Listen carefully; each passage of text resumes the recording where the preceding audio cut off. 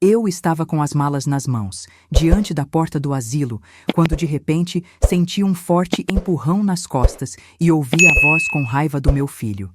Tá parada por quê, velha estúpida? Anda logo, entra, senão você vai ver.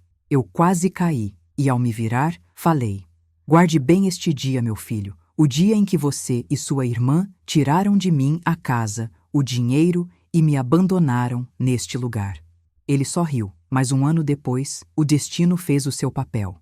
Meu nome é Lourdes Helena, tenho 68 anos. E se existe uma frase que eu nunca imaginei pronunciar na vida, foi aquela que saiu da minha boca diante da porta fria daquele asilo. Até hoje, quando fecho os olhos, consigo sentir o cheiro do corredor, a sensação áspera da mala nas minhas mãos trêmulas e o peso insuportável da ingratidão que desabou sobre o meu peito como uma avalanche silenciosa. Eu sempre fui uma mulher simples, moldada nos sacrifícios silenciosos da vida. Casei cedo, trabalhei como costureira por mais de 40 anos e criei meus 2 filhos, Maurício e Rebeca, com todo o amor, paciência e dedicação que uma mãe poderia oferecer. Eu achava de verdade que tinha feito o meu papel, achava que tinha ensinado valores, gratidão, respeito. Achava que eles jamais fariam comigo o que fizeram naquele dia. Mas a vida tem maneiras peculiares de desmontar certezas. Lembro-me de como tudo começou. Não foi de um dia para o outro. Abusos emocionais raramente começam assim. Começam como pequenas rachaduras, quase imperceptíveis, que surgem nas paredes que acreditávamos sólidas. Primeiro foi Rebeca pedindo dinheiro emprestado, um valor pequeno, segundo ela, mas que nunca mais retornou. Depois, um pedido maior. Depois outro. Sempre com justificativas dramáticas, sempre com um tom de urgência que me fazia sentir culpada se eu dissesse não. E eu dizia sim. Dizia sim porque era minha filha. Porque ela dizia que estava tentando dar uma vida melhor para os netos, que estava apertada, que o marido estava desempregado. Eu acreditava. Enquanto isso, Maurício começou a me tratar como se eu fosse um incômodo. Ele mal me visitava, mas sempre aparecia quando precisava de algo. Documentos, assinaturas, favores, dinheiro. Ele dizia que eu era boa demais, mas a maneira como dizia me fazia sentir burra, ingênua, deslocada. Eu dava tudo e dava sorrindo. Acreditava que ser mãe era isso, até perceber tarde demais que estava sendo tratada como um caixa eletrônico sem senha. Durante anos, fui eu quem segurou as pontas. Quando Rebeca precisou pagar uma cirurgia, eu vendi minhas joias antigas. Quando Maurício se endividou com um empréstimo por irresponsabilidade, eu peguei parte das minhas economias para ajudá-lo. E quando o marido de Rebeca finalmente conseguiu trabalho, ela continuou me pedindo dinheiro para equilibrar o mês. Eu achava que isso passaria, achava que tudo era fase. Mas fases têm fim. Aquilo não tinha. A situação começou a piorar quando eu adoeci. Não foi nada grave, graças a Deus, mas precisei de acompanhamento e alguns remédios caros. Foi aí que percebi o primeiro olhar de impaciência em Maurício. Ele reclamava até de me levar ao posto de saúde. Rebeca dizia que estava sobrecarregada com as crianças. De repente, meus filhos, aqueles mesmos que criei com tanto amor, começaram a agir como se fosse um favor existirem na minha vida. Eu comecei a ouvir frases que nunca imaginei ouvir. Você não sabe se cuidar sozinha. Tá ficando velha, mãe. Aceita. Você complica tudo, pelo amor de Deus. O mundo parece pequeno quando as pessoas que mais amamos começam a nos encolher. A primeira grande humilhação veio no dia em que eu sugeri vender meu carro antigo para ajudar Rebeca, o que para mim era um gesto de amor. E ela respondeu com uma frieza que ainda me corta. Ah, mãe, se você tivesse planejado melhor a vida, não tinha que depender da gente. Agora fica difícil para nós. Dependente. Essa palavra doeu mais do que se ela tivesse me empurrado contra a parede. Eu, que trabalhei tantos anos. Eu, que nunca pedi nada a ninguém. Eu, que economizei cada centavo com responsabilidade. Agora era vista como um peso. O desgaste emocional foi crescendo até que um dia, aquele dia, eu descobri que meus próprios filhos tinham decidido pelas minhas costas que eu deveria ser colocada em um asilo. Não porque eu estivesse incapaz, mas porque estava atrapalhando a vida deles. Descobri quando Rebeca deixou escapar, num almoço de domingo. É melhor a mãe ficar lá, Maurício. A gente não consegue mais cuidar. Eu fiquei paralisada. Não conseguia respirar. Não conseguia entender o que estava ouvindo. Maurício apenas respondeu: ela vai aceitar. É o melhor para todo mundo. Aquele todo mundo não me incluía. Nos dias seguintes, comecei a notar conversas cochichadas, documentos sendo separados, uma pressa estranha em resolver tudo antes do final do mês. Perguntei várias vezes o que estava acontecendo. Eles desviavam, mudavam de assunto, diziam que eu estava exagerando, até que veio o golpe final. Disseram que precisavam da casa em meu nome para facilitar a venda de um terreno. Rebeca insistiu, Maurício pressionou, e eu, já emocionalmente frágil e acreditando nas mentiras deles, assinei papéis que não entendia. Dias depois, percebi que tinha sido passada para trás. A casa estava no nome deles. Minha casa, meu único bem. E assim que a transferência foi concluída, vieram me buscar. Entraram na minha antiga casa como se fosse deles, e agora era, arrumando minhas malas como quem arruma objetos velhos que não servem mais. Rebeca não olhava nos meus olhos. Maurício estava irritado, impaciente, seco. Eu lembro de ter perguntado: vocês vão mesmo fazer isso comigo? Rebeca respondeu: mãe, por favor, não dificulta. A gente fez isso para o seu bem. O seu bem deles doía. No caminho até o asilo, eu permanecia em silêncio. Tentava entender em que curva da vida eu tinha errado. Tentava encontrar algum traço nos rostos deles que lembrasse os filhos que um dia criei, mas não havia nada além de pressa. Pressa de se livrar de mim. E então, chegamos. A porta cinza, pesada, o cheiro de desinfetante, o corredor estreito e a minha mala nas mãos. Eu hesitei, como qualquer ser humano hesitaria ao ser empurrado para longe de tudo o que conhece. E foi nesse pequeno segundo de hesitação que senti o empurrão nas costas. A voz de Maurício ecoou com uma violência que eu nunca tinha ouvido. Tá parada por quê? Velha estúpida, anda logo, entra, senão você vai ver. Aquela frase ainda reverbera dentro de mim, como um eco impossível de silenciar. Eu quase caí. E naquela fração de segundo, algo dentro de mim despertou. Algo que, até então, tinha sido sufocado por anos de submissão emocional. Me virei, olhei para ele com uma calma que eu mesma desconhecia e disse: guarde bem este dia, meu filho, o dia em que você e sua irmã tiraram de mim a casa, o dinheiro e me abandonaram neste lugar. Ele riu. Riu como quem ri de alguém insignificante. Mas enquanto eu caminhava para dentro daquele lugar, senti algo se formar dentro do meu peito. Uma semente silenciosa de justiça, paciência e observação. Eu não gritava, eu não implorava, eu apenas via e guardava. Porque a vida sempre encontra uma maneira de devolver o que cada um planta.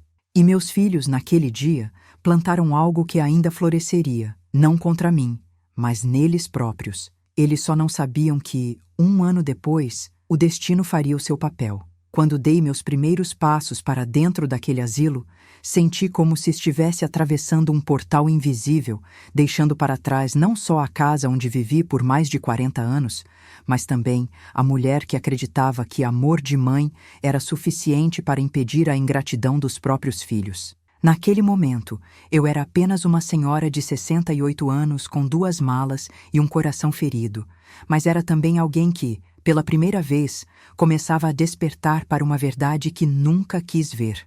Eu tinha me anulado tanto pelos meus filhos que eles passaram a acreditar que eu não tinha mais voz, vontade nem valor.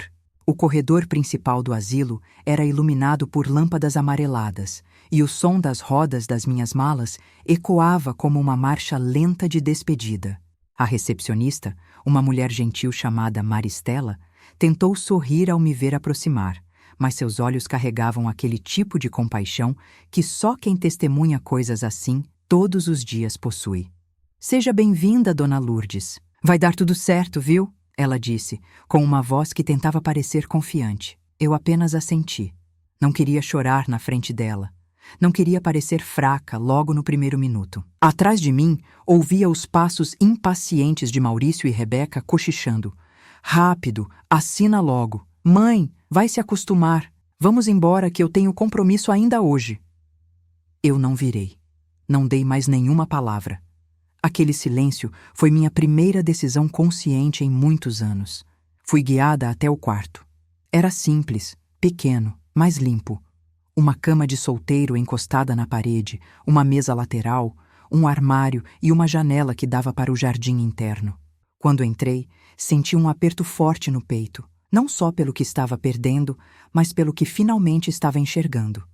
"Vocês podem deixar as malas aqui, por favor", pediu a funcionária. Maurício largou as malas no chão como quem se livra de um fardo.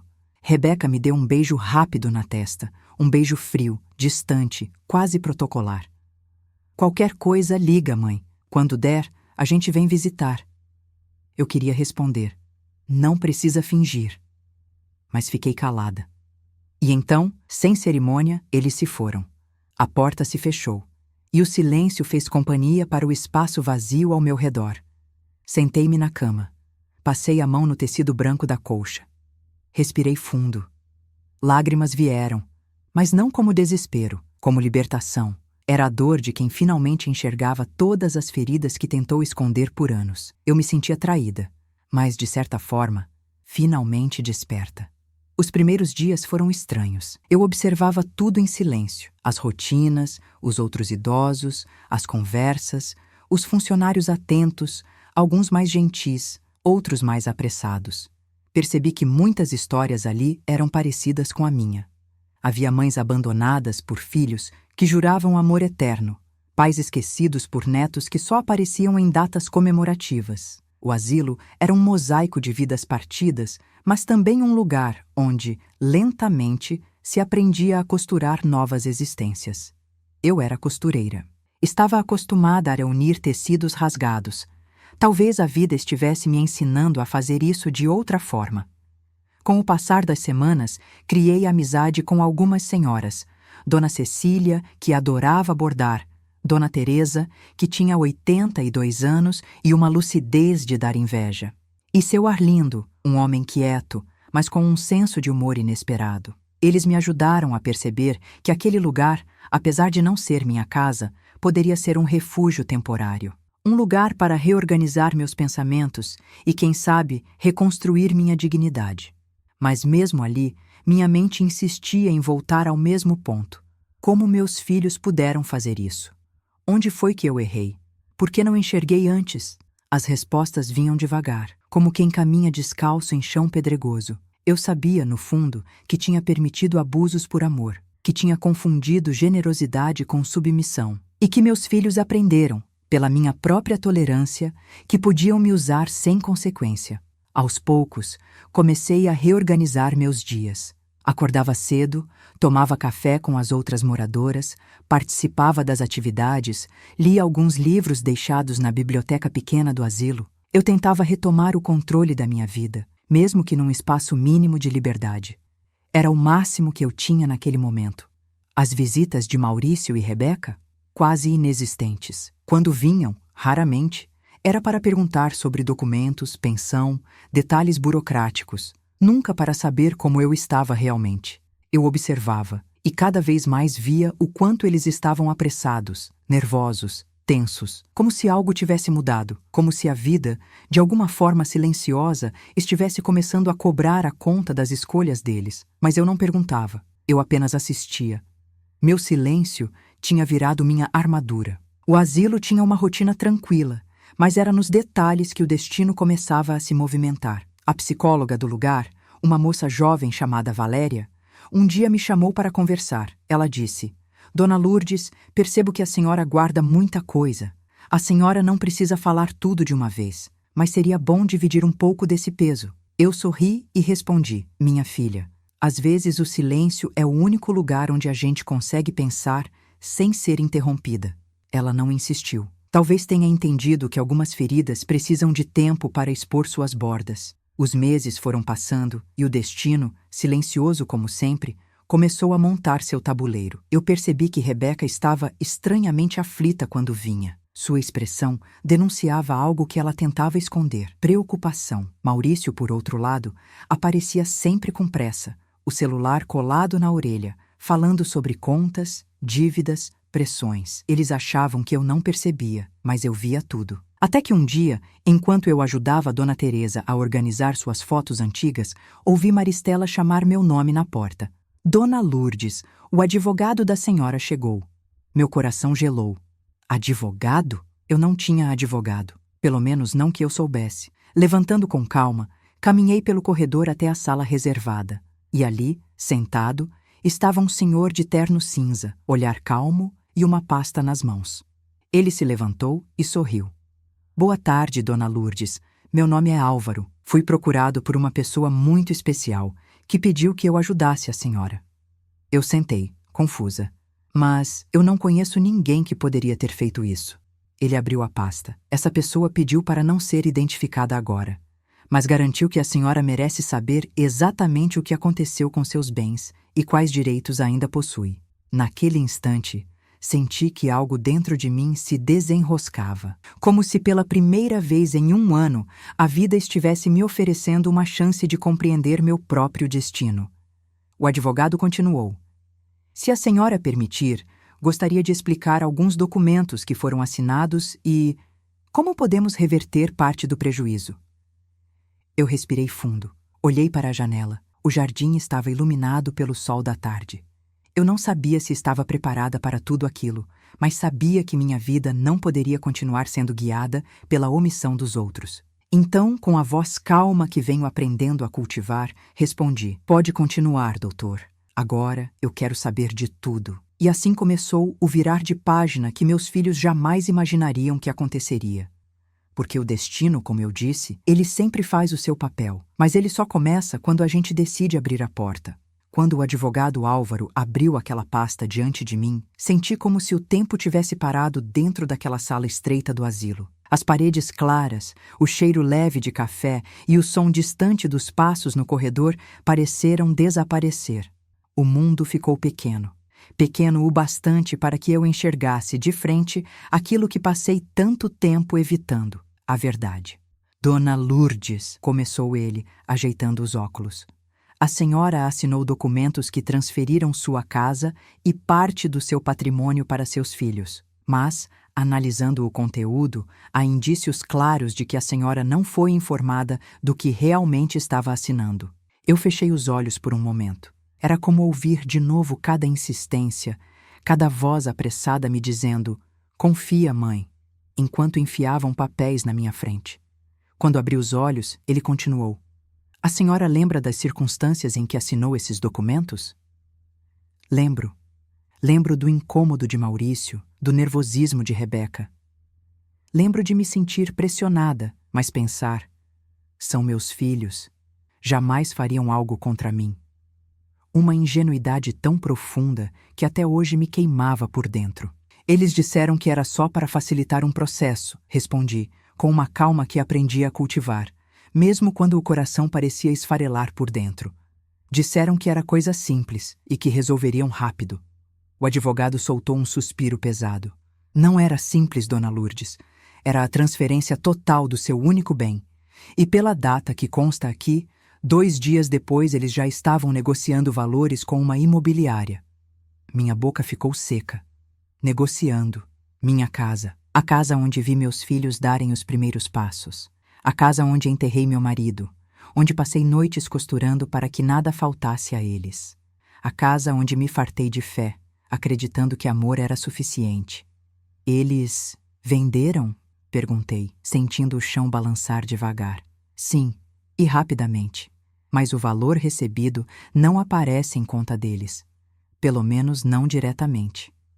Um silêncio denso tomou conta da sala. Era como se a verdade tivesse corpo, peso, cheiro, e ela sentava-se diante de mim pela primeira vez em anos. Onde está o dinheiro, doutor? Ele fechou a pasta e cruzou as mãos sobre ela, como alguém que escolhe cada palavra antes de atingir uma ferida aberta. Estamos investigando isso, mas já posso afirmar que existe, sim, possibilidade de contestação. Há sinais claros de abuso de confiança e manipulação. Abuso de confiança, manipulação. Palavras que cortaram meu peito como navalhas invisíveis, não porque eu não soubesse, mas porque até aquele segundo eu não tinha coragem de nomeá-las. Doutor, falei devagar, o senhor acredita que isso pode ser revertido? Ele sorriu com suavidade. Acredito que podemos recuperar muito mais do que a senhora imagina. Meu coração bateu devagar. Eu não queria vingança. Não queria destruir meus filhos. Nunca foi esse o desejo de uma mãe. Mas precisava, recuperar algo que me tinha sido arrancado por mãos que eu mesma alimentei a vida inteira. E quem lhe pediu para vir aqui? Perguntei. O advogado hesitou por um segundo apenas e respondeu. Uma pessoa que se preocupa verdadeiramente com a senhora. Fiquei em silêncio. Alguém se preocupava comigo. Alguém tinha visto o que eu não via. Alguém tinha rompido o muro que meus filhos ergueram ao meu redor. Por alguns instantes, senti algo que não experimentava há meses: esperança. Depois daquela conversa, voltei devagar para o meu quarto. A luz do fim da tarde entrava pela janela, criando uma faixa dourada no chão. Sentei-me na cama, segurei a colcha entre os dedos e respirei fundo. Meu corpo parecia tremer por dentro, não de medo, mas de um despertar tardio. Um despertar que chegava como um fio de luz depois de meses de escuridão. Nos dias seguintes, Álvaro voltou diversas vezes. Trazia documentos, explicações, caminhos possíveis. Eu ouvia tudo com atenção, silêncio e calma. Aos poucos, fui compreendendo algo que nunca imaginei. Eu não estava tão desamparada quanto pensei. Enquanto isso, do lado de fora daquelas paredes, algo estava acontecendo com meus filhos, e eu percebia nos detalhes. Maurício vinha cada vez mais tenso. Falava rápido, quase sem me olhar. O semblante duro de quem já não consegue controlar as próprias escolhas. Rebeca, por sua vez, parecia sempre prestes a desabar. Chegava com olheiras, mãos trêmulas, preocupada demais com perguntas vagas. Mãe, alguém te procurou? Falaram com você sobre alguma coisa? Eu respondia sempre com a mesma neutralidade. Não sei do que você está falando, minha filha. E via, no fundo dos olhos dela, o começo do medo. Não medo de me perder, mas medo das consequências de suas próprias atitudes. Eu continuava em silêncio, não para protegê-los, mas para me proteger. No asilo, minha rotina seguia tranquila. As manhãs com café fresco, as conversas lentas no jardim, as tardes em que eu costurava pequenas peças para passar o tempo. E aos poucos, comecei a perceber algo precioso. Eu estava recuperando a mim mesma, porque pela primeira vez minha vida não girava em torno das demandas, gritos e pressões dos meus filhos. Eu dormia melhor, respirava melhor, pensava com clareza. E entendia que envelhecer não era sinônimo de ser descartada, mas que permitir certos abusos era, sim, uma escolha que eu já não estava disposta a repetir. O destino, silencioso e atento, continuava alinhando suas peças, e sem que meus filhos soubessem, sem que eu mesma soubesse até aquele momento, algo muito maior estava prestes a acontecer. A vida tinha preparado um ponto de virada, e ele se aproximava a passos firmes. O capítulo seguinte da minha história não seria mais marcado por silêncio, mas por consequência. Os dias seguintes à visita do advogado Álvaro se tornaram, sem que eu percebesse, um divisor de águas silencioso dentro de mim. Era como se cada explicação dele, cada documento analisado, cada palavra escolhida com cuidado, fosse costurando de volta pedaços da minha dignidade que ficaram espalhados pelo caminho. Aos poucos, fui entendendo a gravidade do que meus filhos tinham feito, não apenas a parte financeira, mas a moral. Eles não só tomaram meus bens, eles tomaram a minha confiança. E isso, eu percebia agora, era o mais difícil de recuperar. Em uma das visitas, Álvaro trouxe algo que me fez estremecer. Dona Lourdes, disse ele, abrindo uma pasta azul. Esses documentos mostram que sua filha Rebeca autorizou um empréstimo usando o imóvel como garantia poucos dias antes da venda. Eu demorei alguns segundos para absorver aquilo. Empréstimo? Perguntei devagar. Usando minha casa? Ele assentiu com firmeza. Sim, e pior, ela assinou como se a senhora tivesse pleno conhecimento. Senti meu peito apertar. Era como se tudo o que eu temia confirmar estivesse ali, finalmente exposto. Eles estavam desesperados por dinheiro, Dona Lourdes. Não pensaram nas consequências, só na urgência deles. Eu inclinei a cabeça para baixo. Não chorei, já não chorava facilmente. A dor muda se transforma em outra coisa. Firmeza. Doutor, eu fui tão cega assim? Perguntei. Ele respondeu com calma: não foi cegueira, foi amor. Essa frase me alcançou com uma precisão dolorosa. Sim, foi amor demais. Amor sem limite. Amor que eu acreditava proteger meus filhos, quando na verdade os deixava cada vez mais confortáveis em ultrapassar todos os limites comigo. Álvaro continuou: há muitas irregularidades. A senhora não está desamparada. E alguém se preocupou o suficiente para contratar minha ajuda. Eu ainda queria saber quem tinha feito aquilo por mim, mas ele mantinha o mistério. Talvez fosse alguém do asilo. Talvez um antigo conhecido. Talvez alguém que testemunhou minha dor sem que eu percebesse. Eu não sabia. E naquele momento também não importava. Enquanto isso, meus filhos estavam cada vez mais inquietos. Rebeca aparecia sempre com um sorriso forçado, mas os olhos entregavam sua ansiedade. Rodava as mãos, olhava para os lados, tentava puxar conversas indiretas. Mãe, tudo bem com a senhora? Tem sentido falta de alguma coisa? Alguém veio te ver ultimamente? O que ela realmente queria saber era outra coisa. Ela sabia, ela pressentia. O medo tinha chegado nela antes de a verdade chegar completamente até mim. Maurício, por outro lado, aparecia cada vez mais agressivo no tom. Não verbalmente, mas no jeito apressado, no corpo tenso, olhar duro. Era como se carregasse um medo enorme e tentasse mantê-lo contido. Tá precisando de dinheiro, mãe? Perguntou uma vez, tentando soar casual. Eu o observei, calmamente. Não, tenho tudo o que preciso aqui. Ele cerrou o maxilar. Sabia que havia algo estranho, mas não conseguia identificar o que, e isso o deixava inquieto. De madrugada, às vezes eu acordava e ficava olhando pela janela, observando o jardim silencioso. E pensava, será que eles se arrependem? Será que percebem o que fizeram? Será que a vida está começando a cobrar a conta?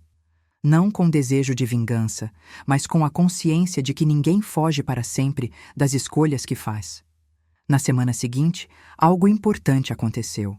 Eu estava sentada na sala comum, ajudando Dona Cecília com um bordado, quando Maristela entrou apressada. Dona Lourdes, tem alguém querendo falar com a senhora na recepção. Meu coração bateu forte. Por um segundo, achei que pudesse ser Álvaro, mas quando cheguei ao corredor, vi alguém que nunca imaginei ver naquele lugar. Era o marido de Rebeca, Cláudio.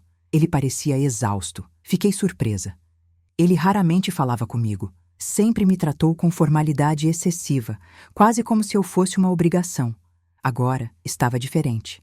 Ombros caídos, expressão séria, mãos trêmulas. Posso falar com a senhora? Perguntou. Eu assenti, mantendo minha calma. Era uma calma que aprendi recentemente, como quem descobre uma reserva escondida dentro de si. Sentamos nos bancos do jardim interno. O sol da manhã iluminava as plantas ao redor. Ele respirou fundo, como quem está prestes a carregar uma culpa que não consegue mais segurar. Dona Lourdes, a Rebeca está desesperada. Eu não respondi, apenas esperei. Cláudio continuou. Ela está com medo que tudo o que fizeram venha à tona. Tudo? Perguntei, sem alterar o tom. Ele assentiu, olhando para as próprias mãos. Eu tentei impedir, tentei alertar, mas eles estavam decididos. As dívidas estavam grandes. Era muita pressão. E a senhora sempre ajudou. Eles acharam que podiam resolver rápido e depois se acertar com a senhora. Eu o observei por longos segundos. E por que você veio aqui hoje? Ele respirou fundo. Porque sua filha está entrando em colapso. E por que? A voz dele tremeu. Porque eu acho que a senhora merece saber que eles estão colhendo o que plantaram. Senti um arrepio percorrer minhas costas. O que aconteceu, Cláudio? Ele hesitou, mas falou. A imobiliária que comprou sua casa está sendo investigada. Um dos envolvidos foi preso e começaram a puxar documentos, inclusive aqueles assinados por vocês. O vento soprou naquele instante, suave, como se a própria vida tivesse colocado as peças no lugar certo. Cláudio concluiu. Rebeca está apavorada, e Maurício também. Eles não sabem o que fazer. Eu permaneci em silêncio por um longo momento. O tipo de silêncio que pesa. O tipo de silêncio que anuncia mudança. Quando finalmente falei, minha voz era calma. Muito mais calma do que eu esperava. Cláudio, cada um precisa lidar com as escolhas que fez. Ele abaixou a cabeça. E pela primeira vez, senti que alguém do outro lado reconhecia a gravidade do que havia sido feito comigo. Ao se levantar, ele disse: Eu só queria que a senhora soubesse antes, porque acho que a senhora ainda não disse sua última palavra nessa história. E ele estava certo. Eu não tinha dito. Ainda não. O destino estava em movimento. E pela primeira vez, eu estava caminhando junto com ele, não sendo arrastada. O que viria a seguir seria o início do ponto de ruptura. A vida estava preparando o terreno. E meus filhos estavam prestes a descobrir que a mãe que sempre baixou a cabeça agora enxergava tudo com clareza. Se você gosta das nossas histórias e quer nos ajudar a continuar trazendo narrativas profundas como esta, se inscreva no canal agora mesmo. Isso faz toda a diferença e nos apoia demais.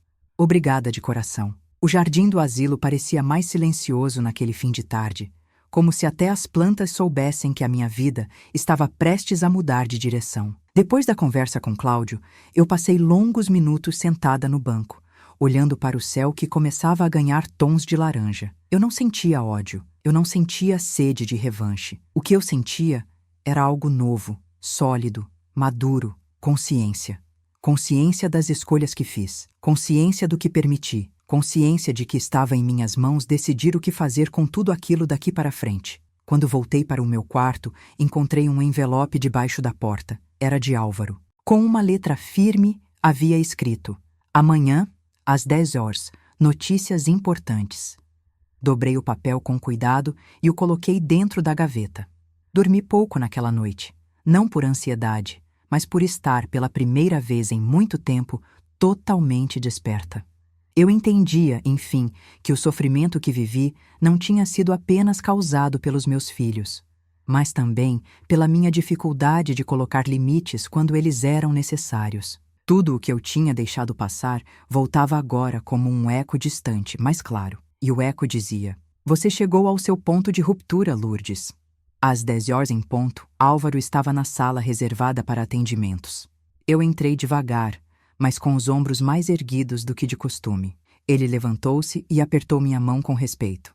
Hoje temos avanços importantes, disse ele. Sentei-me, pronta para ouvir. Descobrimos para onde parte do dinheiro foi. E descobrimos também que o processo da venda da casa tem irregularidades suficientes para ser anulado. Meu coração acelerou, mas mantive a postura tranquila. E o que isso significa na prática? Perguntei. Significa que a senhora tem direito não só ao imóvel, como também à revisão dos atos praticados pelos seus filhos em seu nome. E... Ele fez uma pausa.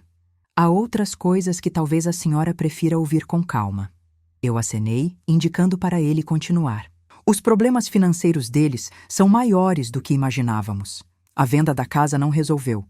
Apenas adiou uma situação que já estava em colapso. Respirei fundo.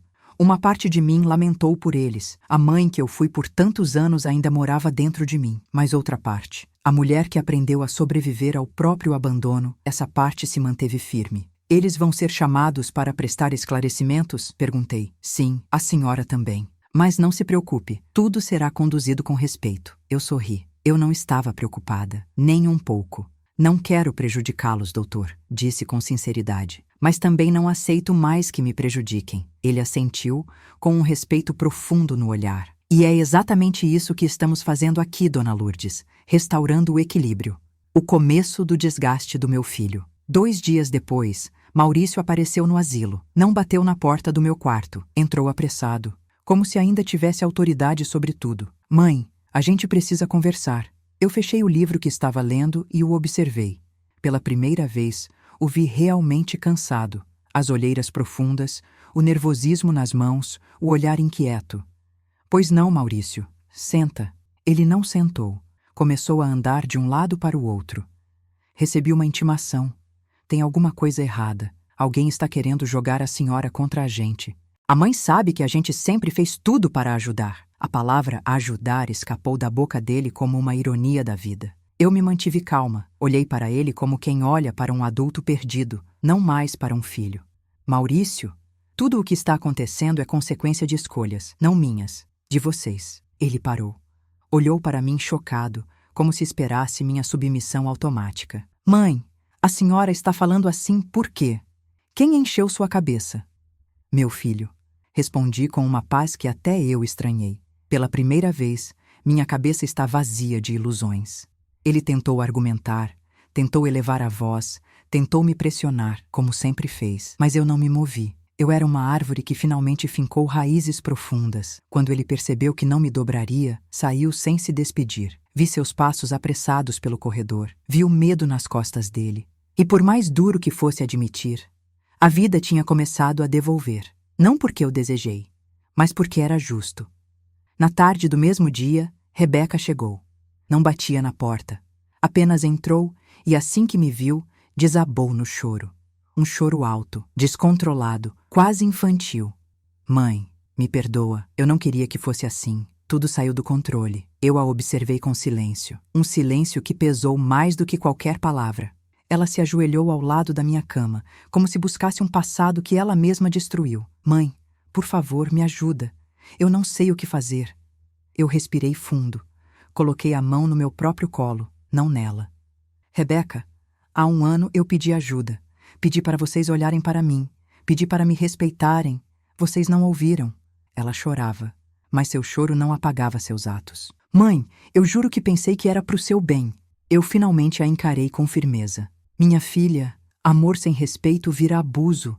E vocês confundiram amor com vantagem. Mas agora chegou a hora de cada um arcar com as próprias escolhas. Ela abaixou a cabeça, derrotada. Eu não sentia prazer naquilo. Sentia pela primeira vez na vida clareza. À noite, enquanto todos no asilo dormiam, eu sentei na cama e fiquei olhando para a minha mala no canto do quarto. A mesma mala que carreguei no dia em que fui abandonada. A mesma mala que meu filho empurrou com pressa. A mesma mala que testemunhou meu silêncio. Eu toquei nela devagar e percebi algo. Aquela mala não era mais símbolo de expulsão. Era símbolo de passagem. Eu não era mais a mulher que entrou ali magoada, frágil, quebrada. Eu estava inteira. Eu estava consciente. E pela primeira vez em muito tempo, eu estava preparada para o que viria. O destino continuava em movimento. E eu agora caminhava com ele. Não atrás, não empurrada, não silenciada, mas finalmente ao lado. Na manhã seguinte, acordei mais cedo do que o habitual. O asilo ainda estava silencioso. Algumas luzes do corredor piscavam timidamente, e o cheiro de café recém-passado já se espalhava pelo ar. Sentei-me na cama, e por um instante fiquei apenas ouvindo minha própria respiração. Era estranho. Depois de tudo o que eu tinha vivido, depois das lágrimas, da humilhação, da solidão, eu me sentia, pela primeira vez, em paz por dentro. Não era felicidade, não era vitória, era paz. Aquilo que a gente só sente quando finalmente aceita a verdade sem fugir dela. Enquanto arrumava a colcha, pensei nos últimos meses. Pensei em como entrei naquele lugar sendo uma mulher carregada pela vergonha, como se o abandono fosse culpa minha. E agora, ali, sentada na mesma cama, eu percebia o quanto tinha mudado, o quanto meu silêncio tinha me dado força, o quanto minha ausência tinha, aos poucos, desmoronado as certezas dos meus filhos. Eles estavam tão acostumados a me ver ceder que nunca imaginaram que, um dia, eu aprenderia a colocar limites com serenidade. Mas a vida tem dessas ironias. Quando a gente finalmente se encontra, quem nos machucou é obrigado a se encontrar também. A chegada inesperada por volta das 9 da manhã, Maristela bateu à porta com um sorriso meio preocupado. Dona Lourdes, sua filha está na recepção novamente e parece nervosa. Eu respirei fundo. Pode dizer que já vou. Me levantei devagar, ajeitei os cabelos, olhei meu próprio reflexo no espelho estreito ao lado da porta. Eu não via mais a mulher acuada que entrou ali 1 ano antes. Via uma mulher que aprendeu, tardiamente, mas aprendeu a escolher a si mesma. Quando cheguei à recepção, Rebeca levantou-se de súbito, os olhos vermelhos de chorar, as mãos trêmulas, a respiração curta. Mãe, pelo amor de Deus, me ajuda. Ela segurou meu braço com desespero. Eu, delicadamente, tirei a mão dela, sem agressividade, sem pressa, mas com clareza. Rebeca, sente-se, vamos conversar. Ela se sentou como alguém que desaba, como se a cadeira fosse seu último apoio no mundo. Mãe, o advogado falou que podemos responder por fraude, que podem investigar as contas, que tudo pode voltar para a senhora. Ela chorava, mas havia algo diferente naquele choro. Não era arrependimento verdadeiro, era medo. Medo das consequências, nunca das próprias atitudes. Mãe, por favor, Fala para eles que a senhora sabia, que a senhora confiou na gente, que nós queríamos ajudar. Eu fiquei alguns segundos em silêncio. E então perguntei: Rebeca, você acha mesmo que é justo eu continuar pagando pelos erros de vocês? Ela me olhou como se eu tivesse falado outra língua. Mas mãe, é a nossa família. Ah, como essa frase doeu. Mas não mais pela dor antiga. Dessa vez era por lucidez. Família não é só sangue, minha filha. Família é respeito. E vocês não me respeitaram. Rebeca começou a soluçar, tampando o rosto com as mãos. Eu me desesperei, mãe. Eu achava que tinha tempo, achava que ia dar certo, achava que depois a gente consertava. Depois? Perguntei com firmeza.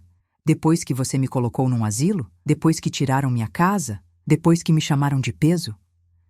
Ela baixou a cabeça. E eu vi, pela primeira vez, a mesma menina que um dia chorou porque caiu da bicicleta e eu a abracei dizendo que estava tudo bem. Mas agora, não estava tudo bem.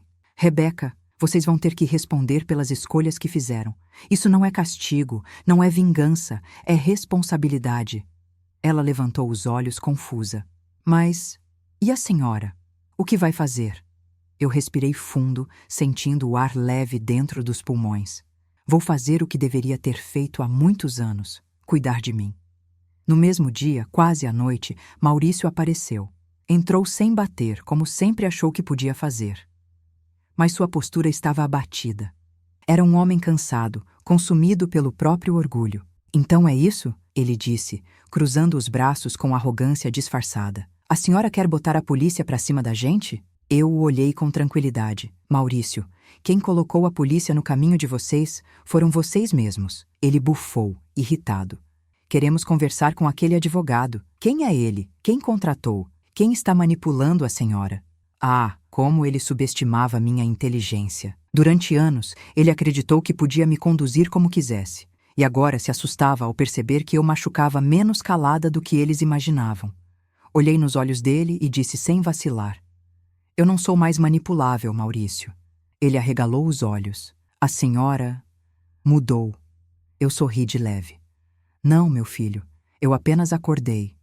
Quando ele saiu, não bateu a porta. Coisa rara. Saiu devagar, como quem sai pela primeira vez de um lugar onde não tem mais controle. E eu percebi, naquele instante, que algo dentro dele tinha começado a quebrar. Não o orgulho de sempre. Aquele ele ainda tentaria sustentar até o último segundo, mas a ilusão de que sempre teria poder sobre mim. Uma noite de reflexão à noite.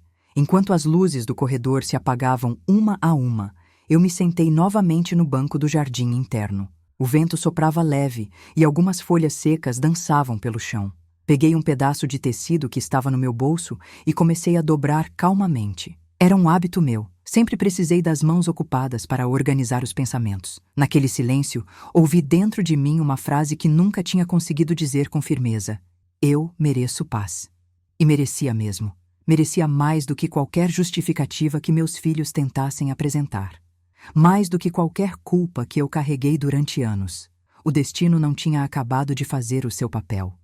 A vida ainda preparava algo maior. Algo que eu não imaginava, mas que viria como uma onda de justiça, silenciosa, mas profunda. E eu estava pronta, sem medo, sem desespero, sem submissão. Pronta para enfrentar o que viesse, pronta para finalmente viver a minha verdade. O próximo capítulo da minha vida não seria escrito por Maurício ou por Rebeca, seria escrito por mim. O dia seguinte amanheceu carregado, não de chuva, mas de pressentimento. Eu acordei antes do sol, como sempre faço quando algo dentro de mim sabe que transformações importantes estão prestes a acontecer. O asilo ainda dormia. As luzes fracas iluminavam os corredores e o som distante de um rádio na cozinha se misturava ao cheiro de pão fresco. Sentei na cama, passei a mão pelos cabelos e respirei fundo. Era estranho como, ao longo daqueles meses, eu havia recuperado partes minhas que nem lembrava mais que existiam. A firmeza, a calma, a capacidade de enxergar a vida com precisão, sem ilusões, sem desculpas. E naquele amanhecer, eu sentia claramente, hoje seria um dia determinante. Levantei devagar, coloquei um casaco leve e caminhei pelo corredor até o jardim. O céu clareava lentamente e alguns pássaros já ensaiavam o canto. Sentei no banco de madeira, onde tantas vezes chorei, mas onde agora eu encontrava força. Foi ali, naquele silêncio confortável, que ouvi passos conhecidos. Álvaro. Ele caminhava com um semblante sério, mas não pesado. Era a expressão de quem carrega notícias importantes. Bom dia, Dona Lourdes, disse ele, aproximando-se. Bom dia, doutor. Aconteceu alguma coisa? Ele sentou ao meu lado, pousando a pasta sobre o colo. Muita coisa. Recebemos respostas oficiais e algumas delas vão mudar completamente sua situação. Eu mantive a serenidade. A mulher que eu fui um ano atrás teria tremido, talvez chorado, talvez suplicado, mas não agora. Pode falar, doutor. Ele abriu a pasta e me mostrou o primeiro documento. A anulação. A venda da sua casa foi oficialmente suspensa. Encontraram falhas graves no processo, incluindo assinaturas sem testemunha, ausência de laudo, datas incompatíveis e documentos preenchidos de forma irregular. Meu coração bateu forte, não por euforia, mas por justiça. Isso significa, comecei, significa que nada está perdido. A casa volta ao seu nome até que tudo seja apurado. Fechei os olhos por um instante. Não era sobre o imóvel em si, era sobre o direito que me foi tirado. Era sobre devolver a mim mesma o lugar onde construí minha vida, e que me foi arrancado pela pressa e pela irresponsabilidade dos meus próprios filhos. E tem mais, continuou Álvaro. Ele puxou outro documento. A investigação sobre o empréstimo já encontrou inconsistências. A assinatura atribuída à senhora não corresponde à sua caligrafia. Eu senti um frio leve correr pelas costas. Não surpresa, mas confirmação. Então, murmurei, eles realmente... Álvaro colocou a mão sobre a pasta. Sim, Dona Lourdes, a senhora foi enganada. E isso não fica mais no campo emocional. É jurídico. Respirei fundo. Eu sabia. No fundo, eu sempre soube. Mas ouvir a verdade com clareza é como ver o sol nascer após uma noite longa demais. O peso das consequências. Mais tarde, já no meu quarto, recebi uma visita inesperada. Maristela bateu à porta. Dona Lourdes, seu filho está aqui. Ele entrou devagar, pela primeira vez sem invadir o espaço, sem aquele ar de autoridade que sempre usou para me silenciar. Sentou-se na cadeira ao lado da mesa. As mãos tremiam. Mãe, a senhora já sabe, né? Eu não respondi.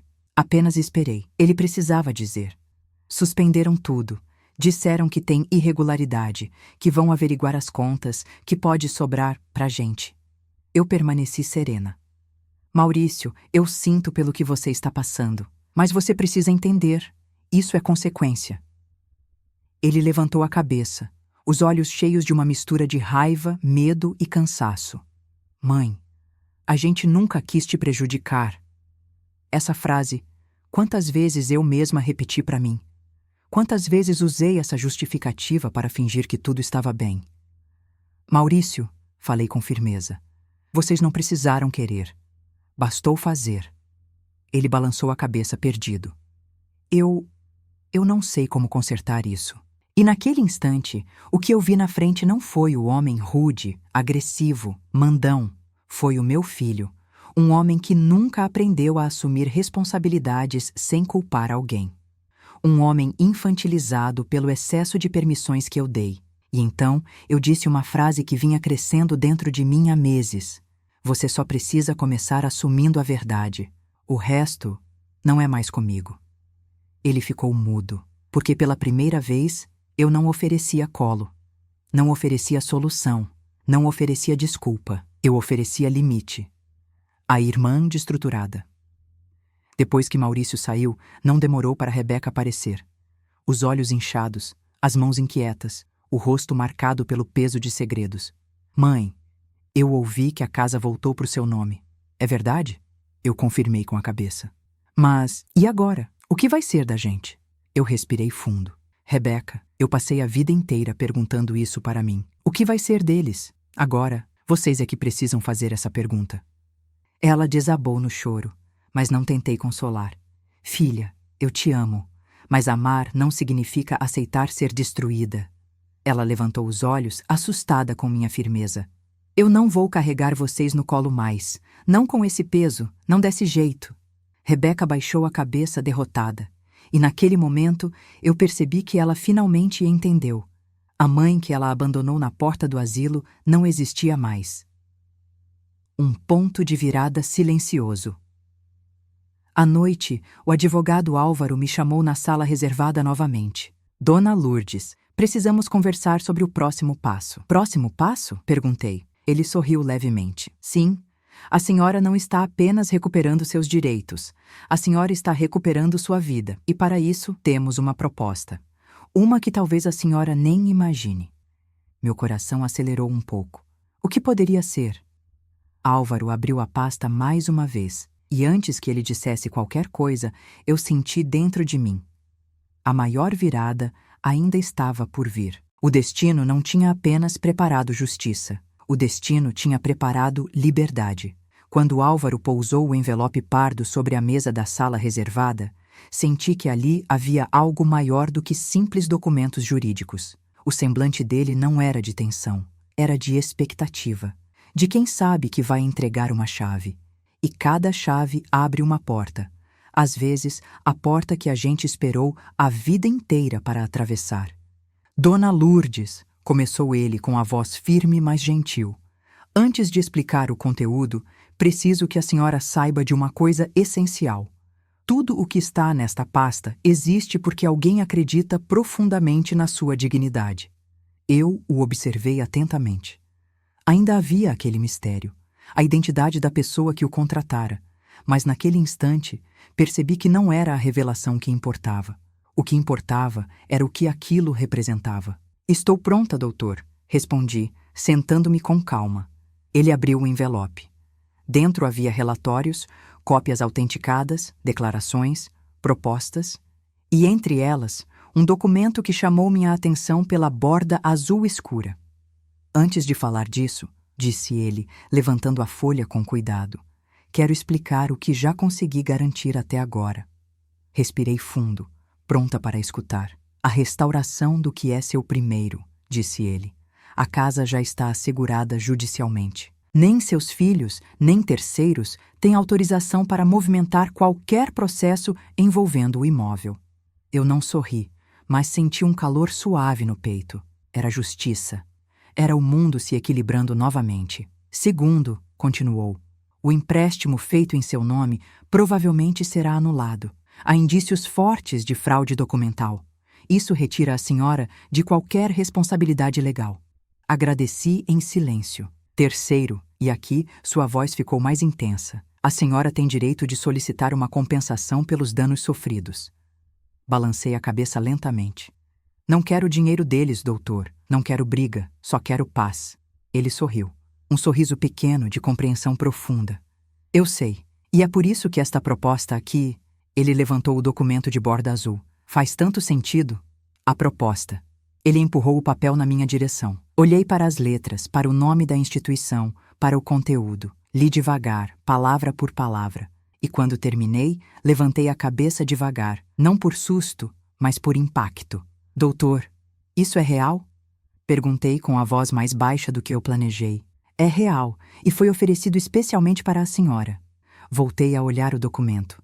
Era uma proposta formal de transferência de um apartamento pequeno, mas muito aconchegante, pertencente a uma fundação beneficente ligada a ações sociais. O imóvel seria cedido à minha posse permanente, como parte de um programa especial para idosos que sofreram abandono familiar e abuso patrimonial. Um apartamento meu, sem depender de ninguém, sem pedir permissão, sem medo. Eu não sei o que dizer. Não precisa dizer nada agora, só quero que saiba que essa é uma porta que pode ser aberta assim que a senhora quiser. Meus olhos começaram a embaçar. Não era tristeza, era alívio. Era a sensação de que, pela primeira vez em muito tempo, alguém estava me vendo como pessoa. Não como peso, não como obrigação, não como fonte de recursos. Doutor, murmurei, enxugando discretamente um canto do olho. Por que fariam isso por mim?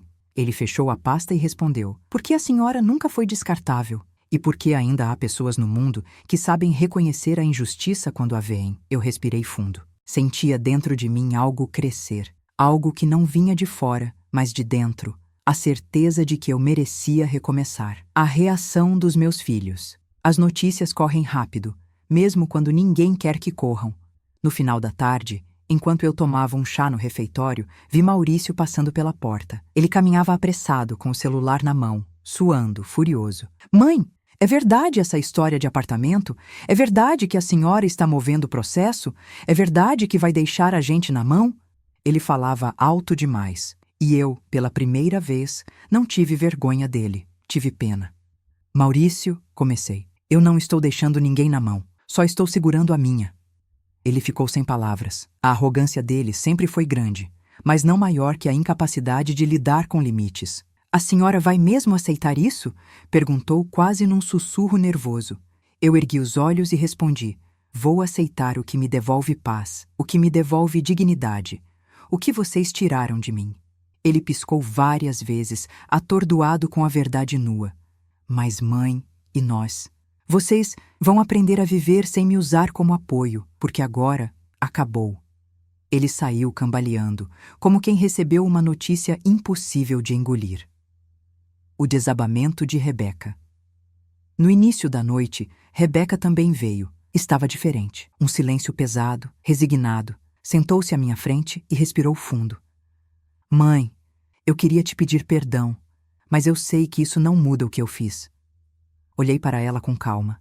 Ela estava certa. Palavras não mudavam atos. Mãe, se a senhora quiser esse apartamento, se quiser sua vida de volta, eu não posso impedir.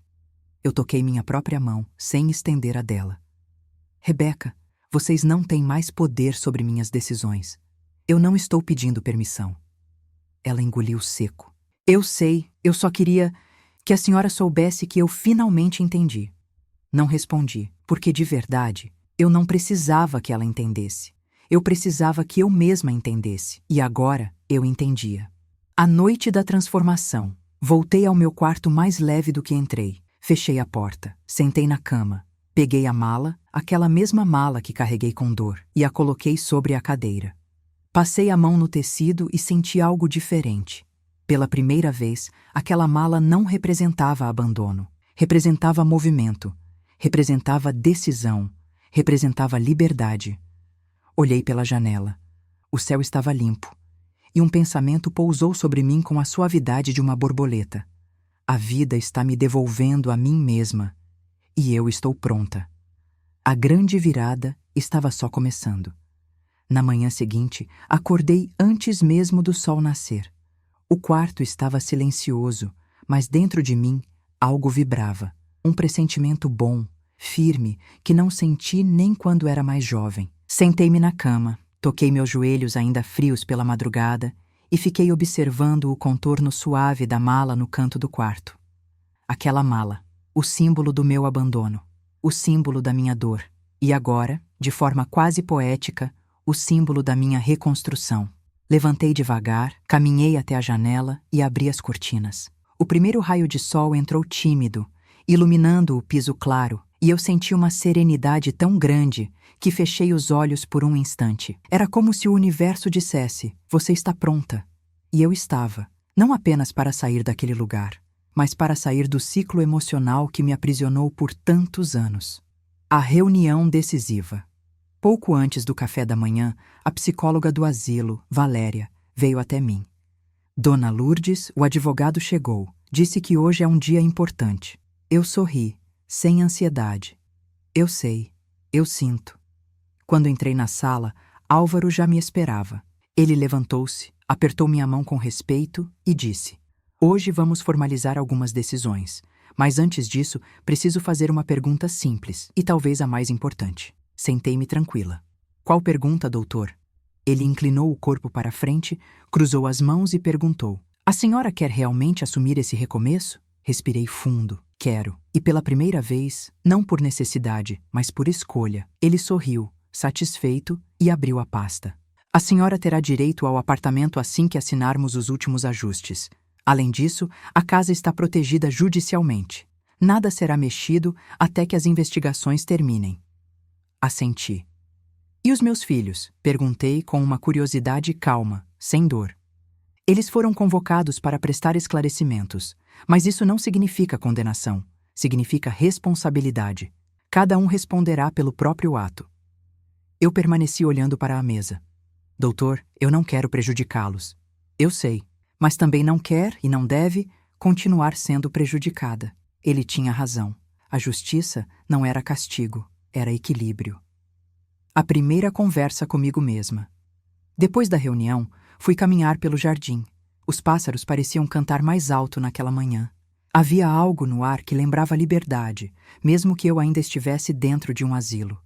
Dei alguns passos e me sentei no banco onde tantas conversas importantes aconteceram. Foi então que me perguntei algo que nunca tive coragem de perguntar. Lourdes, o que você quer da vida agora? Eu não queria voltar para a casa antiga. Pelo menos não naquele momento. Aquela casa tinha memórias demais, vozes demais, sombras demais. Eu precisava de um lugar neutro, meu, pequeno, silencioso. Um lugar onde eu pudesse reaprender a viver. E era isso que o apartamento representava. Não luxo, não status, mas um espaço onde eu podia existir sem ser interrompida. A chegada do telefonema. Quando voltei ao prédio principal, Maristela veio ao meu encontro. Dona Lourdes, seu telefone particular está tocando. É seu filho. Meu corpo não tremeu.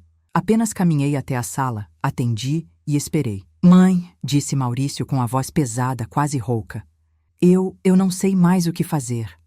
A voz dele não estava agressiva, estava cansada, quase quebrada.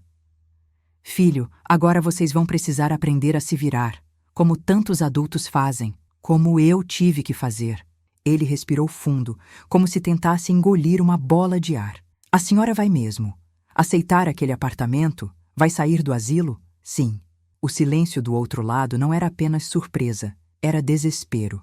Era a constatação de que a mãe que ele manipulou durante tanto tempo não existia mais. E a casa? A senhora vai tirar da gente? Eu senti uma paz enorme quando respondi. Filho, a casa sempre foi minha. Quem tirou foram vocês. Agora só está voltando para o lugar certo. Ele ficou mudo. E foi a primeira vez que percebi que Maurício começava a sentir. Não culpa, mas realidade. A visita de Rebeca. Poucas horas depois, Rebeca chegou. Entrou devagar, com passos curtos e rosto pálido. Mãe, eu ouvi que a senhora vai embora, do asilo. Vai mesmo? Vou sim. E a senhora vai morar naquele apartamento? É um bom lugar. Simples, silencioso. É perfeito para mim. Ela sentou na cadeira, mexendo as mãos sem parar. Mãe, eu posso te ajudar com a mudança? Olhei para ela com compaixão, mas não com submissão. Não precisa, Rebeca. Dessa vez, eu faço sozinha. Os olhos dela encheram de lágrimas. Mãe, a senhora deve me odiar. Eu a olhei, firme. Não, Rebeca, mas pela primeira vez, eu me amo o suficiente para não permitir que me façam mal. Ela chorou.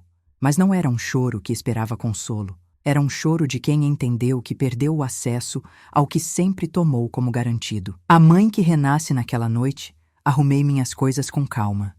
Passei a mão pelas roupas, pelos objetos simples que carregava. Não eram muitos, e isso era libertador. A mala estava ali, aberta. Não mais símbolo de dor, mas símbolo de partida. Eu a fechei devagar e disse baixinho para mim mesma: agora é a minha vez. Deitei-me e adormeci com uma leveza que não sentia há muitos anos.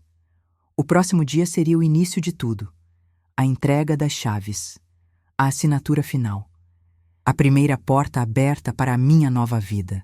E pela primeira vez, não havia medo, havia liberdade. O dia da minha saída do asilo amanheceu com uma luz diferente, suave, clara, quase simbólica. Eu sabia que não era apenas mais uma manhã. Era o início do meu recomeço. E antes mesmo de arrumar a cama, fiquei alguns minutos parada, olhando o quarto que por um ano foi meu abrigo, minha pausa, meu despertar. Aquele espaço pequeno foi onde descobri que meu silêncio não era fraqueza, era cuidado. Onde percebi que meus limites não eram agressão, eram proteção. E onde entendi que envelhecer não era perder valor, era ter a oportunidade de enxergar, finalmente, tudo com clareza. Passei a mão na parede fria ao lado da porta e sussurrei, obrigada por me segurar quando o mundo desabou.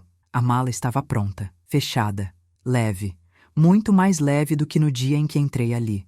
Naquele dia, Ela carregava dor. Agora carregava escolhas. A despedida do asilo. Enquanto caminhava pelo corredor, as funcionárias e alguns moradores me davam sorriso, abraço, palavras gentis. Eu não imaginava que deixaria tanta marca ali. Talvez porque, mesmo machucada, eu sempre tratei todos com gentileza. E gentileza volta. Sempre volta. Dona Teresa foi a primeira a me abraçar. Vai com Deus, Lourdes, e não deixa ninguém mais mandar na sua vida. Eu sorri.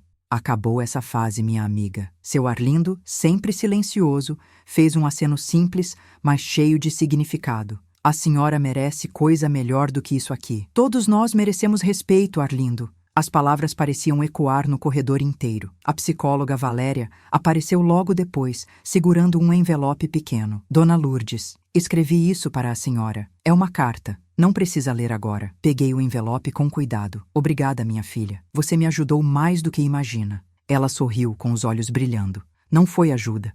Foi só mostrar um espelho. Aquela frase ficou marcada dentro de mim. A chegada de Álvaro, me aguardava na porta de entrada. Ele sempre foi calmo, discreto, mas naquele dia seu rosto carregava algo mais, admiração. Pronta, Dona Lourdes. Eu respirei fundo. Pronta. Descemos as escadas devagar. O ar fresco da manhã tocou meu rosto como uma bênção não religiosa, mas humana. Álvaro abriu a porta do carro. Antes de entrar, olhei para trás. Para a porta do asilo, para o corredor que serviu de ponte, para o lugar onde fui abandonada e renasci ao mesmo tempo. Eu não chorava. Eu não tremia. Eu apenas sentia. Sentia que finalmente estava caminhando com minhas próprias pernas. O caminho até o novo lar. Durante o trajeto de carro, fiquei observando a cidade pela janela. As ruas movimentadas, as pessoas indo e vindo, os prédios, os mercados, o barulho dos ônibus, tudo parecia mais vivo, como se eu estivesse vendo o mundo pela primeira vez depois de anos enclausurada numa prisão invisível de deveres e culpas. Álvaro respeitou meu silêncio. Apenas quando chegamos no bairro, ele falou: é um lugar simples, mas muito seguro. Sei que a senhora vai gostar. E eu sabia que gostaria mesmo antes de ver. O carro entrou numa rua tranquila, com árvores antigas formando sombra sobre a calçada. Ao fundo, um pequeno prédio bem cuidado, de 3 andares, paredes claras, janelas pequenas. Quando desci do carro, o vento soprou leve, trazendo o cheiro de pão de uma padaria próxima. Meu peito se abriu. É aqui? Perguntei. É, Dona Lourdes, bem-vinda ao seu recomeço. A primeira vez que entrei, subimos pelo elevador. O corredor era limpo, silencioso, iluminado por luz natural. Álvaro parou diante da porta 203 e colocou a chave na minha mão. Este espaço é seu, Lourdes, de mais ninguém. Por um instante, fechei a mão ao redor da chave e senti o metal quente aquecer minha pele. Era como se eu segurasse pela primeira vez o controle da minha própria vida. Girei a chave. A porta abriu com um estalo macio. Entrei. O apartamento era pequeno, mas tão acolhedor quanto um abraço que a vida dá quando reconhece que você sofreu demais. Uma sala clara, uma cozinha compacta, um quarto que parecia ter sido abraçado pelo sol. Havia um vaso com flores frescas sobre a mesa. Alguém tinha colocado ali antes da minha chegada. Eu passei a mão sobre as pétalas, delicadamente. Eu tenho um lar de novo. Álvaro sorriu, discreto. Sim, e agora ninguém pode te tirar daqui.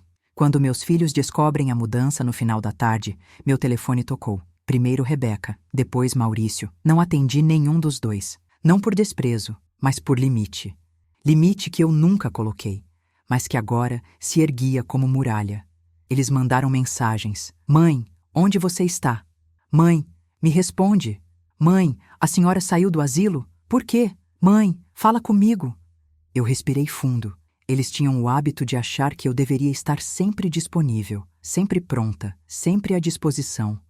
Mas esse hábito nasceu da minha ausência de limites, e agora eu estava aprendendo a quebrá-lo. Sentei no pequeno sofá, cruzei as mãos e pensei: a vida está devolvendo. Só isso, devolvendo exatamente o que eu entreguei. Não com crueldade, mas com justiça emocional. A primeira noite. Quando a noite caiu, acendi apenas uma lâmpada amarelada no canto da sala. O apartamento ficou suave, cálido, silencioso, do jeito que minha alma precisava. Preparei um chá, sentei na poltrona e fiquei ali, ouvindo o som distante da cidade. Eu estava sozinha, mas nunca estive tão acompanhada de mim. Eu estava quieta, mas nunca falei tão alto para dentro. Eu estava recomeçando. Mas pela primeira vez, recomeçando comigo, não pelos outros.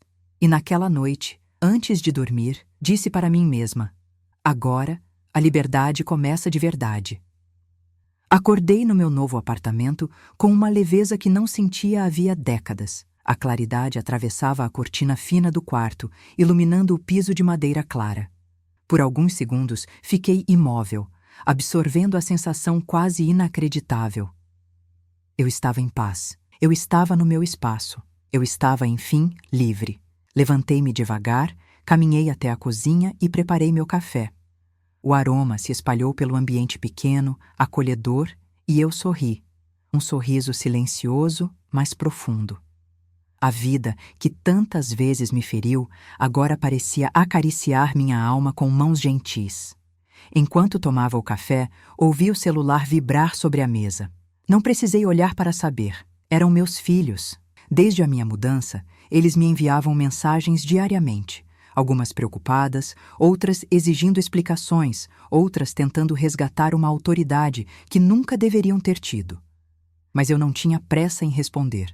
Pela primeira vez, eu existia fora deles, e isso era libertador. A reunião com Álvaro. À tarde, Álvaro veio ao meu apartamento para oficializar os últimos documentos. Ele sorriu ao entrar, observando o espaço com admiração discreta. Vejo que a senhora já deixou este lugar com cara de lar. Eu sorri. Lugar de paz faz isso com a gente. Sentamo-nos à mesa. Ele abriu a pasta e colocou alguns papéis diante de mim. Dona Lourdes, as investigações avançaram. Seus filhos terão que prestar esclarecimentos, mas nada além da responsabilidade civil. Não há risco de prisão, apenas consequência. Assenti com serenidade. Eu nunca quis vê-los destruídos, doutor. Eu só queria parar de ser destruída. E ele respondeu com uma calma sábia, e conseguiu. Assinei os documentos finais. Quando terminei, senti como se tirasse dos ombros um peso de 50 anos. A primeira visita de Maurício. No final da tarde, alguém bateu à porta. Abri. Era Maurício. Ele estava diferente. O olhar cansado, o corpo mais curvado, a voz menos impositiva. Mãe, posso entrar? Pensei por um momento. Depois, abri espaço para ele entrar. Não por submissão, mas por escolha. Ele caminhou até o centro da sala, observando cada detalhe do apartamento. É pequeno, mas é bonito, disse, tentando sorrir. Combina com a senhora. Eu permaneci de pé. Mãe, eu queria pedir desculpas, mas não sei nem por onde começar. Respirei fundo. Comece pela verdade, Maurício. Ele passou a mão no rosto, exausto. A verdade é que eu fui egoísta, fui irresponsável. Tratei a senhora como alguém que tinha a obrigação de resolver meus problemas. Aquelas palavras, tão difíceis para ele, ecoaram no ar como um acerto de contas. Ele continuou. Eu achava que a senhora sempre estaria lá, que sempre diria sim. Eu esqueci que a senhora é humana. Olhei bem dentro dos olhos dele. Maurício, eu te amo, mas eu não vou mais permitir que você me machuque para se equilibrar. Ele assentiu com lágrimas nos olhos. Eu não quero mais isso, mãe. Eu prometo que vou mudar. Eu não sorri, eu não abracei. Eu apenas disse, a mudança não é promessa, filho. É prática, eu vou observar. E o silêncio que se seguiu foi o mais verdadeiro que tivemos em anos. A visita de Rebeca. 2 dias depois, foi Rebeca quem bateu à porta do meu apartamento. Ela entrou devagar, segurando algo entre as mãos. É um bolo, mãe. Do jeito que a senhora gosta. Eu mesma fiz. Eu sorri. Um sorriso pequeno, mas sincero. Obrigada, Rebeca. Ela colocou o bolo na mesa e começou a chorar. Mãe, eu tenho medo de nunca mais recuperar a sua confiança. Aquelas palavras tocaram fundo, não por pena, mas por verdade. Rebeca, confiança. Não se pede, se reconstrói. Ela enxugou as lágrimas. Eu quero tentar, mesmo que leve o resto da vida. Eu toquei minha própria mão sobre a mesa e respondi com a serenidade que agora me guiava. Então comece vivendo sem me usar como escudo, sem me usar como desculpa, sem me usar como muleta. Ela assentiu emocionada. Mãe, eu estou aqui, de verdade. E pela primeira vez em muito tempo, eu acreditei. Não nas palavras, mas no esforço. A tarde do jardim. Alguns dias depois, caminhei até a praça próxima ao meu prédio.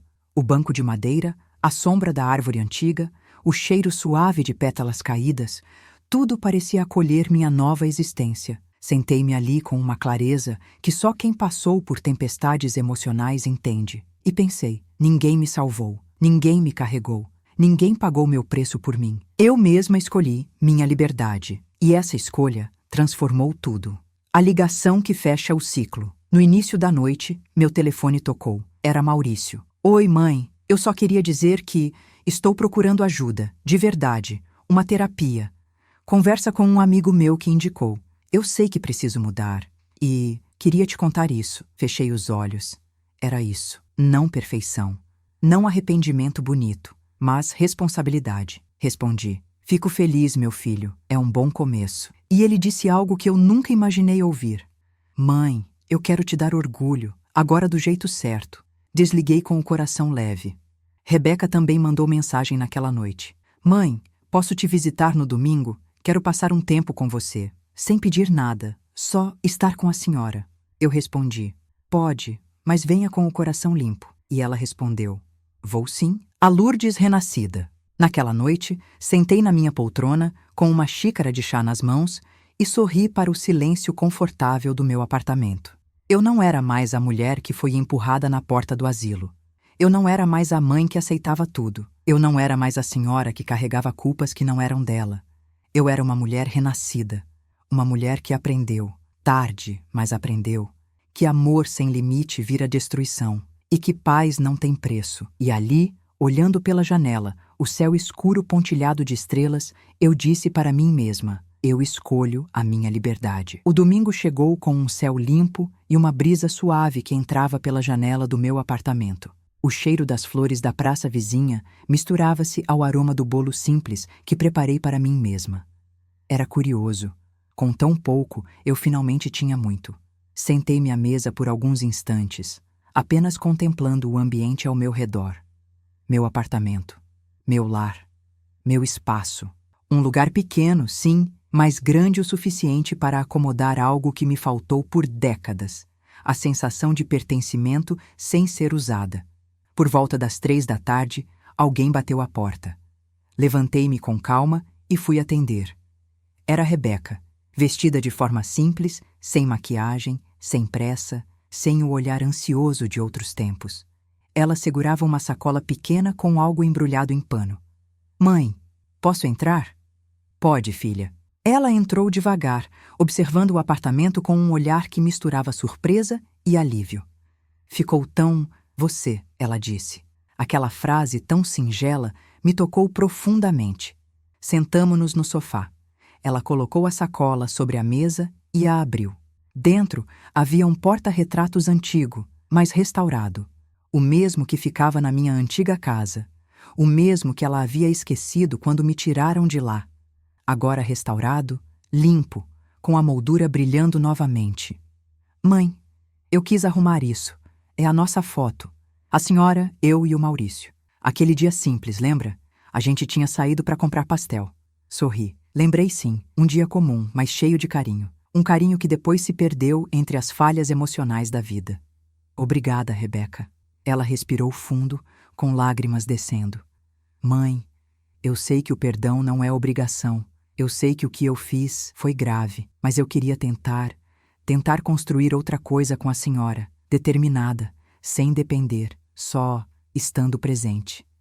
Eu olhei para ela com a serenidade de quem aprendeu a medir palavras e emoções. Rebeca, eu não posso voltar ao passado, e não quero, mas posso construir o futuro, desde que ele seja baseado em respeito. Ela assentiu chorando. Eu vou te respeitar, mãe, eu prometo. E dessa vez, pela primeira vez, eu senti que não era promessa vazia, era compromisso. O gesto de Maurício. Quando Rebeca saiu, fiquei alguns minutos sozinha, reorganizando meus pensamentos. Mas antes que o silêncio se fizesse pleno, outra batida soou na porta. Era Maurício, com uma pequena caixa nas mãos. Mãe, eu trouxe isso. Entregou-me a caixa. Dentro havia minhas joias antigas, aquelas que eu tinha vendido anos atrás para pagar uma cirurgia da Rebeca. Joias que, segundo ele, nunca mais veria. Eu consegui recuperar algumas. Nem tudo, mas Estas eram importantes para a senhora. Toquei as peças devagar, não por valor material, mas por memória. Maurício, obrigada. Ele engoliu em seco. Mãe, eu comecei a fazer terapia. O psicólogo disse que eu sempre tratei a senhora como salvação, porque nunca aprendi a me salvar sozinho. Olhei para ele, pela primeira vez, sem dor. É um bom começo, filho, um começo honesto. Ele respirou fundo, emocionado. Mãe, eu quero te ver bem, e quero ser alguém digno de você. Senti uma ternura leve, madura, não a ternura que nos faz abaixar a cabeça, mas a que surge quando vemos um adulto realmente se responsabilizar pela própria vida. Maurício, você tem espaço na minha vida, mas agora, com limites. Ele assentiu, respeitoso. Eu entendo, mãe, e aceito. Era isso. O ciclo estava se fechando. Não com tragédia, não com vingança, mas com consequência e sabedoria. O entardecer que fecha um ciclo. Quando ambos foram embora, sentei-me na varanda pequena do apartamento. O sol se punha devagar, tingindo tudo de laranja e dourado. O vento batia suave no meu rosto e, pela primeira vez em muitos anos, senti que eu tinha encontrado meu lugar no mundo, dentro e fora de mim. Eu não era mais a mulher vulnerável empurrada na porta do asilo. Não era a mãe que carregava culpas alheias. Não era a senhora que aceitava abusos como se fizessem parte da vida. Eu era, enfim, uma mulher que escolheu a si mesma. Uma mulher que recuperou sua dignidade. Uma mulher que entendeu que amar não é se anular. Uma mulher que escolheu a própria liberdade. E naquele silêncio cheio de significado, sussurrei. Eu fiz o que precisava fazer. E agora, eu vivo em paz. Se você chegou até aqui, do fundo do meu coração, muito obrigada por assistir essa história até o final. Sua presença é o que mantém este trabalho vivo e nos permite continuar criando narrativas profundas como esta. Se este relato tocou seu coração, se despertou reflexão, força ou coragem, eu peço que se inscreva no canal, deixe seu like, compartilhe com alguém que precisa ouvir essa mensagem. Isso nos ajuda imensamente a continuar trazendo histórias de justiça emocional, limites e libertação. Obrigada por estar aqui. E nunca esqueça, ser boa não é ser besta, e paz não tem preço.